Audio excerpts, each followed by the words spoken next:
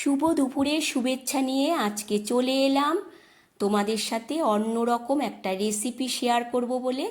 আজকে বানাবো কদবেল মাখা। দেখো, তার জন্য সমস্ত কিছু গুছিয়ে নিয়েছি আর নিয়ে নিয়েছি একটা হামানদিস্তা।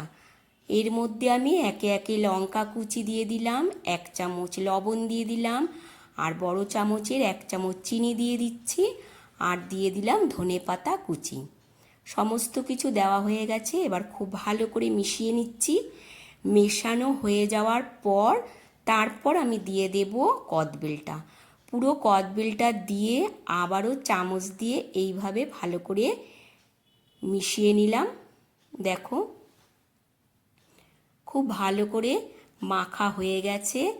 এবার একটা প্লেটের মধ্যে নিয়ে নিয়েছি, আবারও চামচ দিয়ে এইভাবে একটু মিশিয়ে নিচ্ছি। ওপর থেকে দিয়ে দিলাম কাঁচা সর্ষের তেল, আর দিয়ে দিলাম অল্প একটু ধনেপাতা। ব্যাস, তাহলেই আজকের রেসিপি কদবেল মাখা রেডি।